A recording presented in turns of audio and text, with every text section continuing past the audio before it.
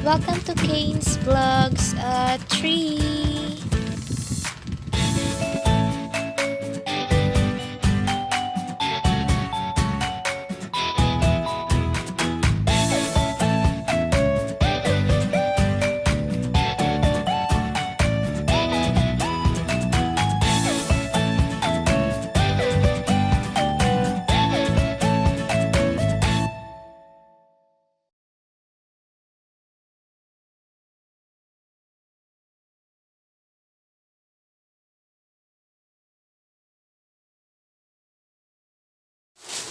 Hi! Welcome to Kane Elmer's YouTube channel.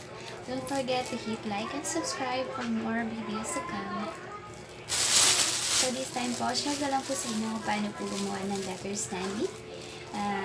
Marami po siyang pwedeng gamitan po. Pwede niyo po siyang gamitin para po sa birthday parties, pang-decorate sa loob ng bahay, sa kwarto niyo po, o kung ano man pong trip niyo paggamitan.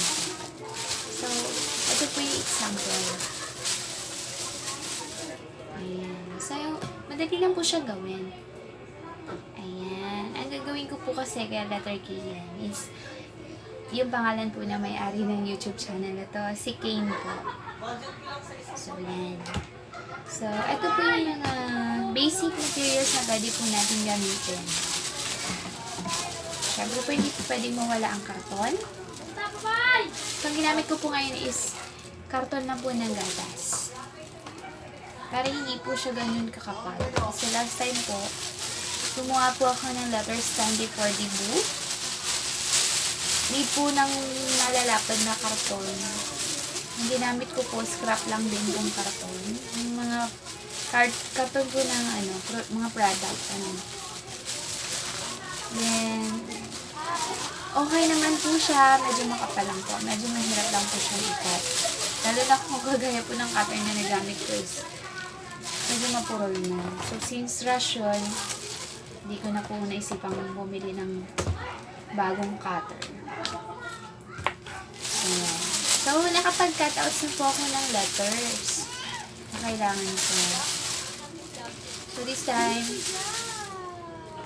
kailangan ko na lang siyang idikit. So, ito po yung material. So, yun po, karton. Kayo po kung anong prefer niyong gamitin. Pwede po yung makapal, pwede po yung ganito lang. So, hindi po siya ganun kakapal. So, perfect naman po siya. Kasi okay naman po yung kinalabasan. Hindi po siya ganun kalambot. So, glue gun. With glue stick ha. Kasi ako kanina ko lang to naisipang gumawa ng ganyan. Pero, hindi po ako prepared. May glue gun ako pero wala akong glue stick. So, yung natirang glue stick dito, nagkasya sa K. The rest, hindi na po umabot. Kaya, bibili pa po ako ng glue gun.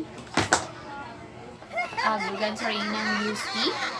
Ball pen, para po dun sa paggawa ng pattern. Kaya po, pwede rin pong pencil. I prefer ball pen kasi malinaw.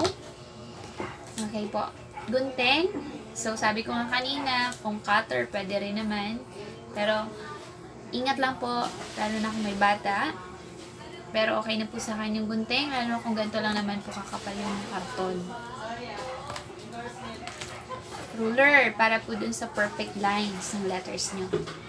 So, ito lang po mga basic materials. Kung meron man po kayong materials na pwede idagdag, no problem po. Nasa sa inyo po yan. Sa akin po, okay na po ito. Then, nag-cutout sa po ako ng letters na kailangan ko. So, nandito na yung letter K. Ayan. So, meron din po akong letter H. Ayan. Pag nag-cutouts po kayo, tag-dalawa na po. So, gagawa ka ng pattern, then cutouts ka na din po ng pangalawang letter. Ayan. Kasi para maging ganito po siya, front and back po ito. Ayan. H. So, I prefer po itong font. Mas bet ko po itong font na to. Kasi, pagka nirap ko na po siya, dinecorate ko na po na, syempre, irarap ko po siya para ma-hide yung karton. Hindi po siya mahirap balutin. Unlike po pag may mga shape like letter S, yung mga curve na font, mahirap po siya i-wrap. Baka mahirapan po kayo. So, ito po, letter A. Dalawa din po siya. Ayan. So, gawa-gawa ko lang po yan. Hindi na po ako nag-print. Anyway, pwede kayong mag-print out ng font ng letters na gusto nyo sa internet, sa computer, na kung ano man yung size na gusto nyo, pwede nyo i-print para maging pattern. So, ako, recta lang po. Ayan. Y. Ito po yung Y. And, don't worry po kung ganito po yung pinagdaanan ng karton nyo. Okay lang po yan. Kasi once na naidikit ko po yan, magiging firm. Hindi na po siya magbe-bend. Okay na po yan. So, yan. Letter N. And letter E. So, this is K. So, dalawa din po. Ayan. So, paki-check lang po. Meron po yung numbering. So, nilagyan ko yan ng numbering. 8, 9, 1, keme, ganyan. So, para po yan dito sa ginawa ko na ganito. Pang-foundation po. Kung saan po ididikit yung front and back. Dito po sila ididikit. Ito po. Naglagay po ako ng code. Kagaya niyan. Number 5 ng letter E. So, dito ko siya ididikit sa number 5 ng letter E. Ito siya. Number 5 ng letter E. 5. Dito. So, nakaganyan po siya dyan. Connected po dito sa kabilang E.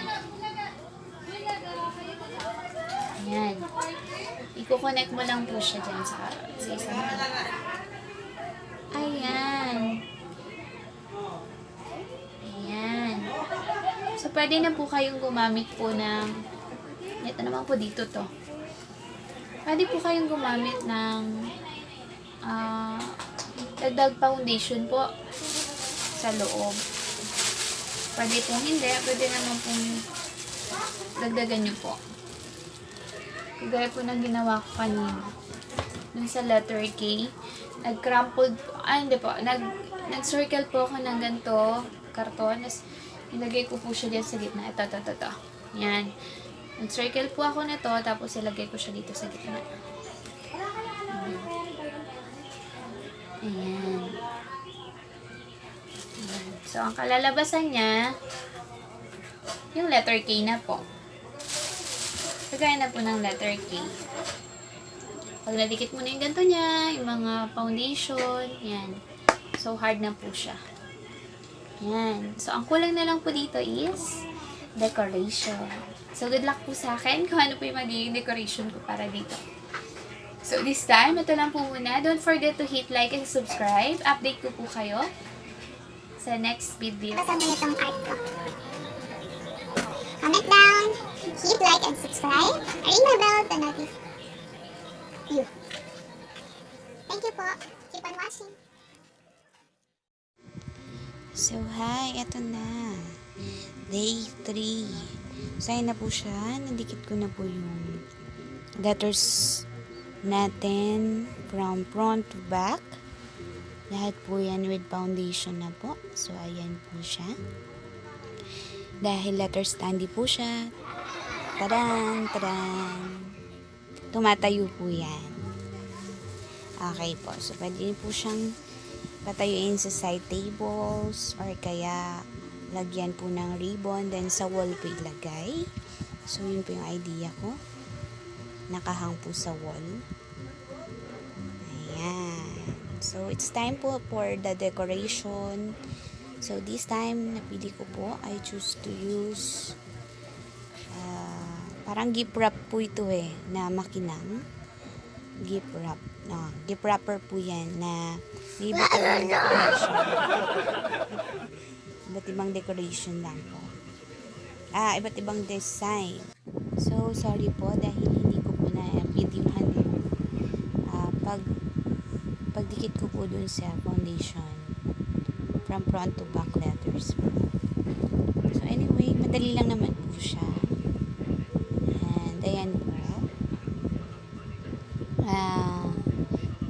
Excited na po ako, lagyan po siya ng decoration. Babalutin ko lang naman po siya. Mas maraming decor po sana, mas maganda. Kaso po, I choose po na maging simply this time kasi idea ko po ilalagay ko po siya sa wall. So, magpapalit pa po kasi ako ng pintura ng wall. So, this time, plain decoration muna. Simple decoration lang muna. So, I use gift wrappers po na medyo glossy. So, let's do this. Tadan! So, eto na. Sorry po, hindi ko rin po na-videohan yung pag-gift wrap ko. So, as you can see naman po, pinili ko pong meron pong gift wrap na sa lahat ng letters is applicable po siya.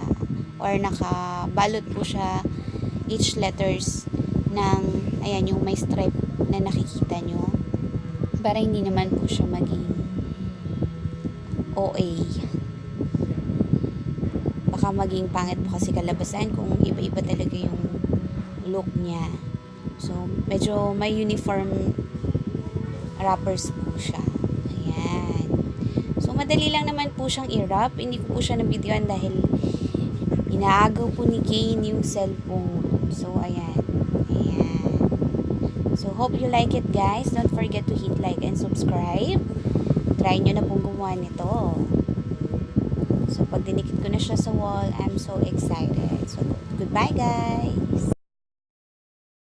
Thank you for watching. Hope you like it. Subscribe!